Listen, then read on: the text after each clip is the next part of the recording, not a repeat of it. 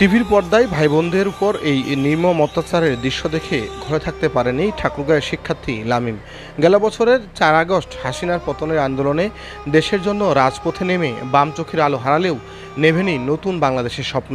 ঠাকুরগাঁয়ের অদম্য জুলাই যোদ্ধা লামিম হাসান এক চোখে দেখছেন চিকিৎসার আকুতি, আর অন্য চোখে দেখছেন বিভেদহীন দুর্নীতিমুক্ত এক নতুন ভোরের স্বপ্ন।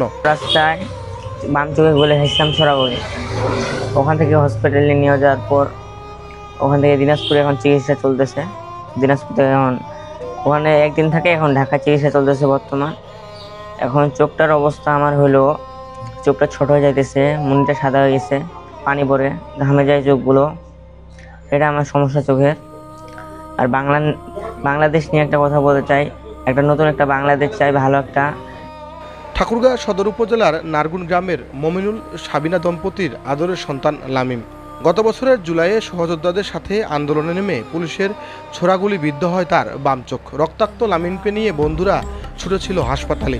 তারপর থেকে দিনাজপুর, ঢাকা চিকিৎসার জন্য ছুটে চলার শেষ নেই।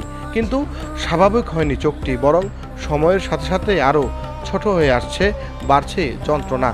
কোঠা আন্দোলনে তার চোখে গুলি লাগে, সে গুরুতর আহত হয় এবং ঢাকায় তার চিকিৎসা চলতেছে। যে চিকিৎসা চলতেছে আমরা তা সন্তুষ্ট হই নাই। তার উন্নত চিকিৎসার জন্য দেশের বাইরে বা সরকার যে পরিমাণ দরকার তাদের উন্নত চিকিৎসা দেওয়ার জন্য সেই চিকিৎসা যদি সরকার দেয়। বাংলাদেশে আরও অনেক শিশু আরও অনেক আহত হয়ে গেছে, তাদের চিকিৎসা দেওয়ার দরকার এবং তাদের উন্নত চিকিৎসা দেওয়ার দরকার। আমরা এখন নির্বাচন চাই না, এখন আমাদের সংস্কারের দরকার। যারা জুলাই যোদ্ধা তাদের জুলাই সনদ দেওয়ার দরকার, তাদের উন্নত চিকিৎসা করার দরকার। সন্তানের এমন আত্মত্যাগে গর্বিত লামিমের পরিবার। এই যে বৈষম্য বিরোধী ছাত্র আন্দোলনের 4 আগস্টে আমার ছেলে আমার অজান্তে সে যাওয়ার কারণে সে মিছিলে যোগদান করে, সে গুলি খায়। গুলি খাওয়ার পরে আমাকে তো অন্যরাই ফোন করে আমি যাই, সেখান থেকে আমার ছেলেকে নিয়ে তৎক্ষণিক আমি Dinajpur M A Rahim medical বিশ্ববিদ্যালয়ে নিয়ে যাই। ওইখানে আমার কোনো আশ্রয় বা কোনো আশেপাশে কেউ ছিল না, ওইভাবে রাত কাটাইছি। রাত কাটার পরে তারপরের দিন আমার ছেলেকে আমি 7 তলা থেকে ঘাড়ে করে নামায় গাউসুল আজমে নিয়ে যাই। গাউসুল আজমে নিয়ে যাওয়ার পরে ওখানে আমি 4100 টাকা দিয়ে অপারেশন করি। অপারেশন করার পরে বেডে আমি বসাই দিল যে তোমার ছেলের চোখে গুলি বাইরেছে, কিন্তু আসলে গুলি বাইর হয় নাই।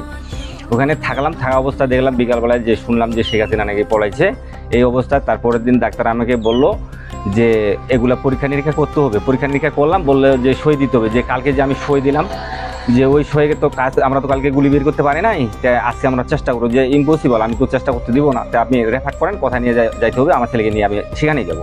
তখন উনি রেফার করে দিল, তখন আমি নিয়ে গেলাম, রেফার করে দিল ইসলামিয়া মেডিকেল চক্ষু হাসপাতাল। ওইখানে আমি গেলাম না। পরে আমাদের যে বিএমপি আরও লোকজন এলাকার ভাই বিরাদর মিলে আমরা পরামর্শ করে চলে গেলাম পিজি হাসপাতালে। পিজি হাসপাতালে যাই, ওইখানে 3বারের বেলায় 4বারের মাথায় ওই চোখে আমার ওই ছোড়াগুলিটা ছেলের চোখ থেকে বের করাচ্ছে।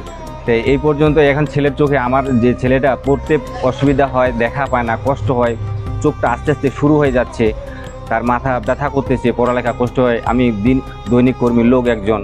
এখন যতটুকু আশ্বাস যে এই বৈষম্য বিরোধী ছাত্র আন্দোলনের যে স্বৈরাচার সরকার পলাইছে, দেশ ভালোর জন্য যে একটা সুসংগঠন করতেছে, এটাও তো আমরা ভালো দেখি না। আমার যে সরকারি অনুদান পাইছি তা দিয়ে তো আমার কোনো হয় নাই। তার আমার বাড়ি ভিটা বন্ধ রেখে আমি পর্যন্ত আমার ছেলেকে চিকিৎসা করাতে যাচ্ছি। এখন আমাদের এই জেলায় প্রায় 350-র মতো আহত, যাদেরকে আমাদের কাছে এসেছে বা আমরা তাদেরকে খুঁজে বের করেছি। এবং আমি যোগদানের পর থেকে চিকিৎসার জন্য যারা সহযোগিতার জন্য এসেছে, জেলা প্রশাসনের যতটুকু সামর্থ্য পুরোটা নিয়েই তাদের পাশে আমরা থাকতে চেষ্টা করেছি। তবে এটা ঠিক যে এর মধ্যে বর্তমানে এমন কিছু অসুস্থ বা আহত আমার ভাইয়েরা আছেন যাদের আরও উন্নত চিকিৎসা প্রয়োজন। আমরা তাদেরকে এখন একটা শর্ট লিস্ট করে আমরা হয়তো ঊর্ধ্বতন কর্তৃপক্ষের সাথেও যোগাযোগ করব, আর জেলা প্রশাসনের পক্ষ থেকে যতটুকু করা সম্ভব তাদের চিকিৎসার জন্য ইমিডিয়েট তাদেরকে সেই সহযোগিতাটা প্রদান করব।